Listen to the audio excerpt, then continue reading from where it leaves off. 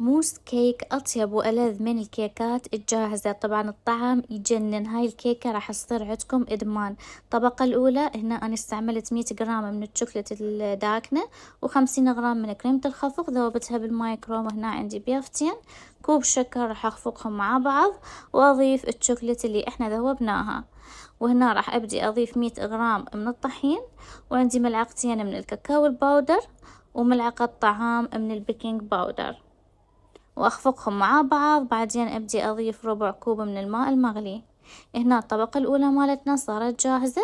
عندي القالب راح أدخلها للفرن لمدة 25 دقيقة أو لحد ما تستوي على درجة حرارة 180.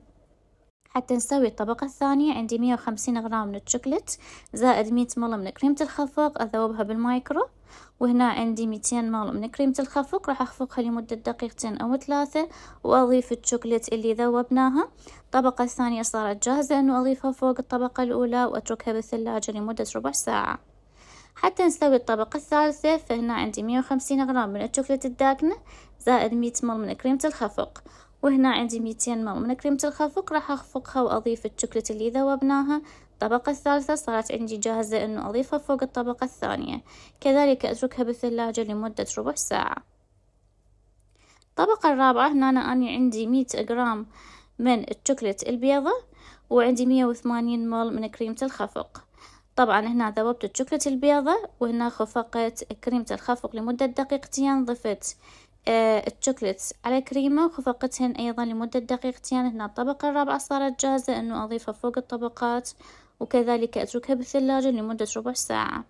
حتى نسوي الطبقة الخامسة، هنا عندي 50 غرام من الشوكولات، 100 مل من كريمة الخفق، وراح أضيفهم مع بعض وأخفقهم لمدة دقيقتين. طبعا الخطوات كلها نفسها، نفس المواد، بس باختلاف إنه نوع الشوكولات، مرة دارك مرة براون مرة وايت.